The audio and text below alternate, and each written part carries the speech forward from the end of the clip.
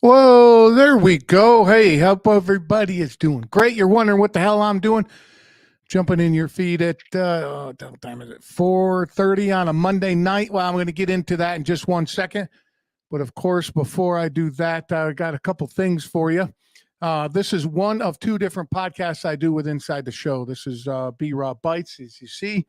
And this is me live on Facebook and YouTube. So if you're listening to this on just audio, would love for you to jump over and website B-Raw Podcast and subscribe to the YouTube channel and see everywhere else you can get all this content that I put out. And then on the opposite weeks, I do a full-length show, which is right around 60 to 90 minutes. It's the same thing you see all over the place. I have a guest or two on, mostly just one, and we come up with some crazy conversations, and I got some very heavy hitters coming up. I've posted quite a few of them. But my summer lineup got some great ones coming down the line. So join me on social media, B-Raw Podcast on everywhere. Just click that in and it'll show you where the hell everything is. And then can't go too much longer without giving a shout out to the guys over High Speed Daddy. These guys make tactical diaper bags. You know, it's not your normal everyday diaper bag that you see. I've had mine since before our son was born, and we use that shit on the regular. Had it out over the weekend, and some crazy weather we've been having here in New Jersey, but it held up fine, held everything good. Love that bag, and they got a lot of other great products too. And Lincoln's in the show notes. Give them hell for me when you get over there. Say hi. And then, of course, the crew over at Live Rishi. I've obtained another injury recently, and well, if you follow me, you know I don't really stop much, and my body said, hey, why don't you take a break? And down I went. But with the products over at Live Rishi, especially the Rishi Rub for some sore muscles and joints, and then the tincture is amazing too. Jump over there, liverishi.com. Use the code word table50, getting 50% off your entire order. All the links are in the show notes. But so we're going to get on to this. What is this, you wonder? Well, this is me, this microphone, you all listening. No notes and whatever's on my mind and in my heart and the shit that I think you want to hear. I've been having a great time with these, get a lot of great feedback, and enjoy doing them. So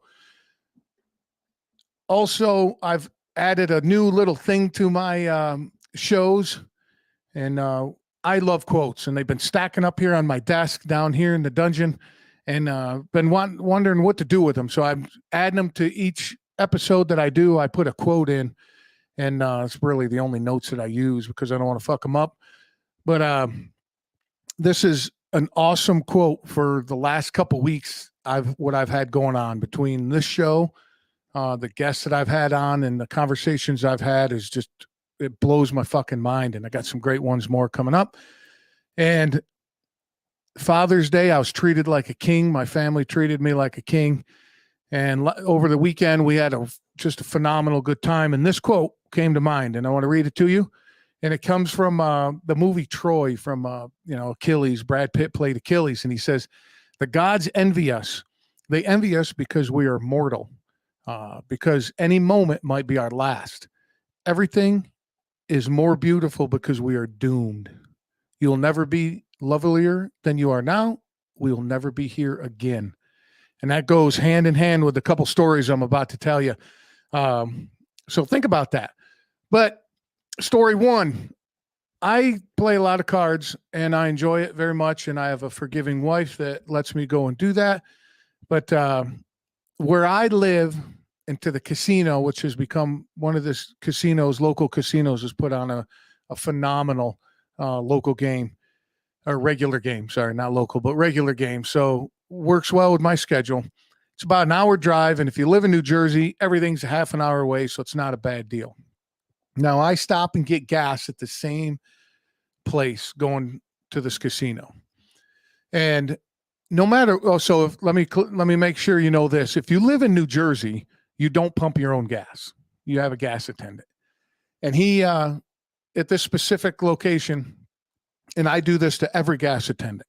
I pull in, I get out if I'm getting out at that certain time, and going in to get a drink or a snack or something, and I'll look at him, and I'm saying him because I've never seen a woman gas attendant. So they're probably out there, but I have not personally come across one. Now, I in this specific story, I said, "Hey, bud, what's going on, my man?" And he's like, "Hey, how are you?" I said, "Hey, I'm just going to run in, grab a drink. You want anything? You want a water or something, soda or something?" And he says, "Whiskey." I said, "Perfect. I'll grab it. I'll be right back." And we have a little laugh about it, you know. And I come back. I give him $5, and I said, "First drink's on me." And he's like, "Oh, dude, that is too generous." And I said, "No, come on, man. That's cool. You know, next time you go out, first drink's on me." And he says, "Well, we just, to make it shorter, we have a great conversation. We sit there for probably 10 minutes. My car is already fueled. There's no other cars at the specific time. And we just sit there and we just have a great conversation. And I enjoyed it very much." And off I went. I come back. When I come through again, same guy's there. "Hey, man, you need something?" "Whiskey." "Cool. Gotcha, bro." Go in there, come back, $5. First round's on me. Got in my car, drive away. Well, the last time I went, and that's been a handful of times. So it just, you know, it's been my routine.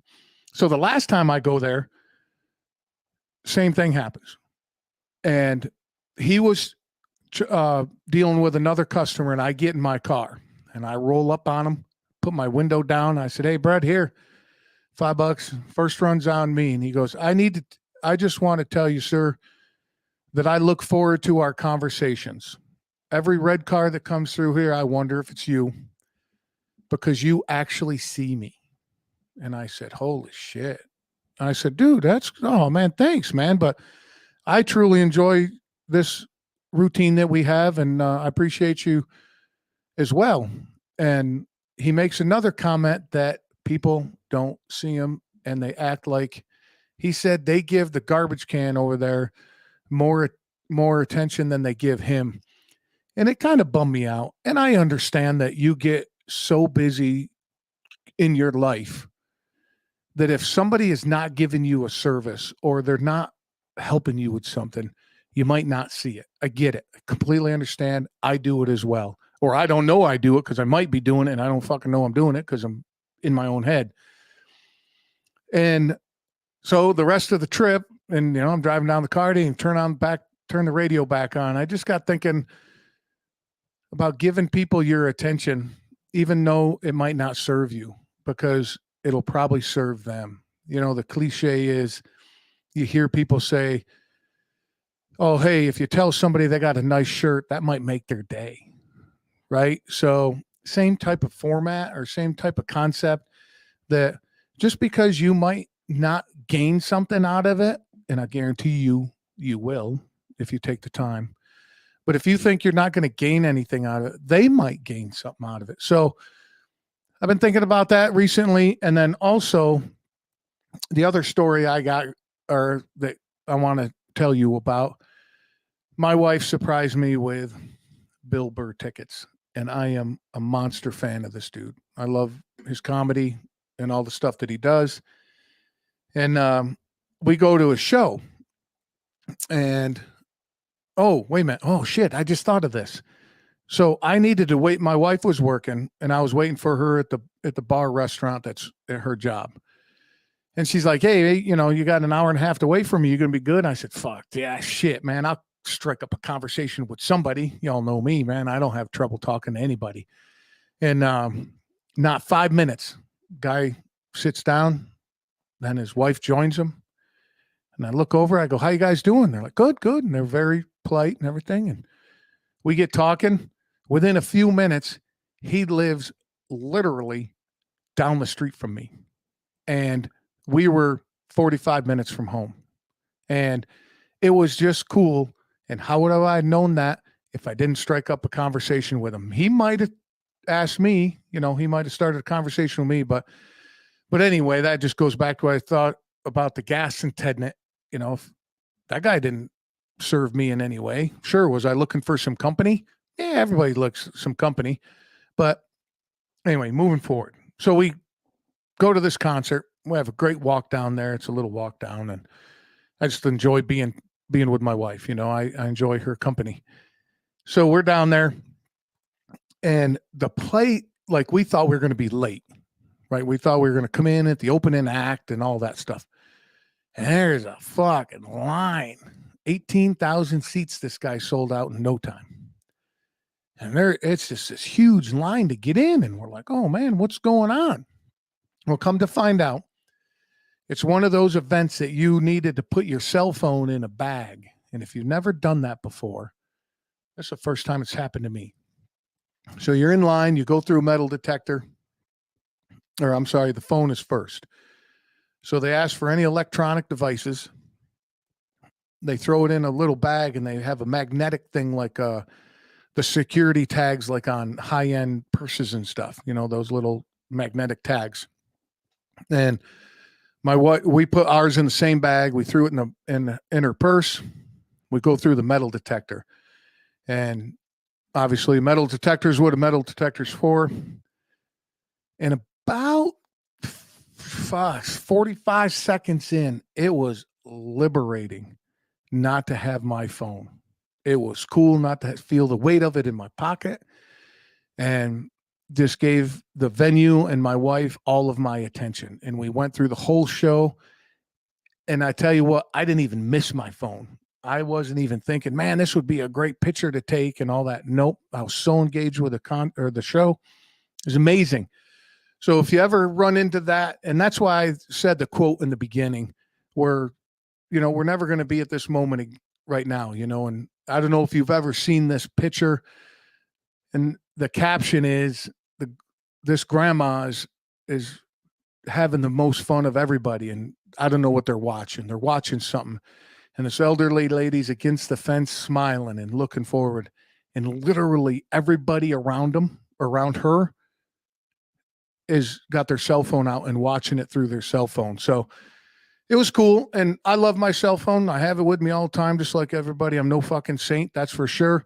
But it was kind of cool to be completely without it, even for, 4 hours.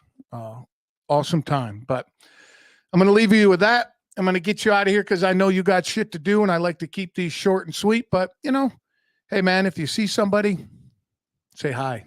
Ask them about something. You never know what'll go about that. And I guess with the cell phone one, we have the power to turn it off or leave it too. So I'm going to try to make that effort as well every once in a while, not have it stuck to me like glue. I don't know how that's going to turn out, but it was really cool. So I just wanted to pass them things along, and I hope everybody is going to be kicking ass. I know you will be, but like I said, I'm going to get you out of here. But don't forget High Speed Daddy and Live Rishi. The links are in the show notes. Everything you need to know about my show is on BRawPodcast.com or BRaw podcast on Instagram. Instagram. That's the best way to get a hold of me. And I am hailing you from the birthplace, or the place that old Blue Eyes called home. Yep, Frank Sinatra, and that's New Jersey. All right, remember everybody, don't act cool, be cool. Till next time.